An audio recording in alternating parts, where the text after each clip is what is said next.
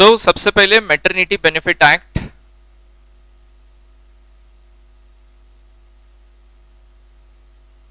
1961 है ये, बराबर। देखो इसमें ना एक्ट भले 1961 में आया था, बट उसके बाद काफी सारी चीजें चेंज हुई थी। तो ये लोग ने मेजर अमेंडमेंट जो लाए थे, ये मेजर अमेंडमेंट आया था 2019 में। तो आज है ना लोग मैटरनिटी बेनिफिट एक्ट 2019 भी बोलते हैं। उसका वन ऑफ द रीजन क्या है, क्योंकि सबसे ज्यादा चेंजेस कौन से ईयर में किए गए, 2019। तो अगर मैटरनिटी बेनिफिट एक्ट 1961 बोलो, मैटरनिटी बेनिफिट एक्ट 2019 बोलो, it's one and same thing, बराबर। अभी सबसे पहले तो एप्लीकेबिलिटी। अब देखो मैटरनिटी बेनिफिट एक्ट मतलब होता क्या है। अभी जैसे समझो, अगर कोई भी फैक्ट्री है, फैक्ट्री में तुमको दो कैटेगरी के एम्प्लॉयज मिलेंगे, मेल एंड फीमेल। ये एक्ट ऑब्वियसली किसके लिए होगा, फीमेल। इसमें तो कोई डाउट नहीं है ना, ऐसा क्यों, बराबर। सो this act is applicable and इसके जो भी बेनिफिट्स है वो सिर्फ फीमेल एम्प्लॉयज को दिए जाते हैं, बराबर।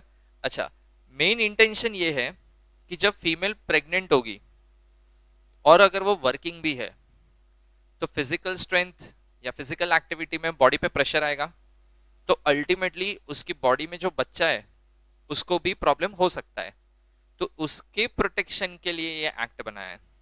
तो फीमेल को इतने बेनिफिट्स है इस एक्ट के अंदर कि लाइक फीमेल को ज्यादा हैवी वर्क काम नहीं करने देंगे, उसको हो सके उतना सिटिंग जॉब देंगे, हो सके उतना डेस्क जॉब देने का, उसको प्रॉपर छुट्टी देने का, सो दैट वो प्रॉपर रेस्ट करे। और it's not only about the life of the female, it's about the life of the child also. तो दोनों की लाइफ बचाने के लिए ये एक्ट को इंट्रोड्यूस किया गया। So this act is applicable to only female. लेकिन देखो, अब समझो मेरा एक ऑर्गेनाइजेशन है, मेरे यहाँ पे एक फीमेल है, 9 मेल है। अब वो फीमेल है ना, समझो 3 महीना प्रेग्नेंट है, मेरे को आके बोलती है मेरे को मैटरनिटी बेनिफिट एक्ट का बेनिफिट दो। मेरे पास एम्प्लॉयज कितने हैं, 10। उसमें फीमेल कितनी है, एक के लिए बेनिफिट दो। देखो when number of female workers are large, तो मैं बेनिफिट देने का सोच सकता हूँ कि आज एक होगी, कल दूसरी होगी, फिर तीसरी होगी, तो सबको बेनिफिट मिलना चाहिए।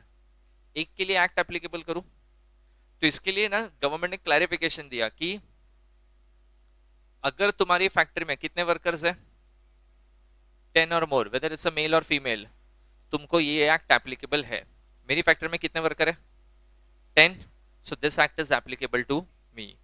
और जो भी फीमेल वर्कर मेरे यहाँ पे ज्वाइन करेगी, कल अगर वो प्रेग्नेंट होती है, then as an employer I am liable to give benefit which is prescribed under maternity benefit act, बराबर। अच्छा, 10 और मोर में भी पता है कैसा लिखा है आगे, on any day in last 12 months।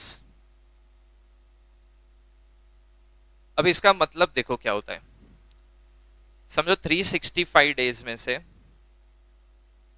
360 days मेरे यहाँ पे 8 वर्कर थे, बराबर। सिर्फ 5 दिन ही 11 वर्कर थे, मतलब 3 वर्कर सिर्फ 5 दिन आए और फिर छोड़ के चले गए, बराबर। तो मैक्सिमम ड्यूरेशन मेरे पास वर्कर कितने थे, सिर्फ 8 ही थे। एक्ट क्या बोलता है, 10 और मोर, मेरे पास कितने हैं। तो क्वेश्चन आता है क्या एक्ट मुझे एप्लीकेबल है। So general answer is no, because you have less than 10, तो तुम 8 पे हो, बराबर। लेकिन देखो एक्ट में क्या लिखा है, on any day in the last 12 months, मतलब अगर 365 डेज में से एक दिन भी अगर तुमने नंबर क्रॉस किया ना 10, तो एक्ट एप्लीकेबल है। सो अगर समझो 365 में से 364 9 है, सिर्फ एक दिन ही 11 है, एक दिन भी 11 हुआ, ऑन एनी डे एक दिन भी नंबर क्रॉस किया तो क्या होगा, एक्ट एप्लीकेबल होगा।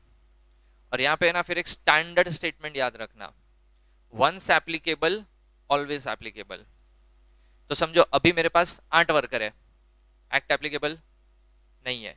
9 हुए एक्ट एप्लीकेबल, 10 वर्कर हुए एक्ट एप्लीकेबल है, 11 हुए एक्ट एप्लीकेबल, 7 हो गए एक्ट एप्लीकेबल है नहीं है? है। क्यों?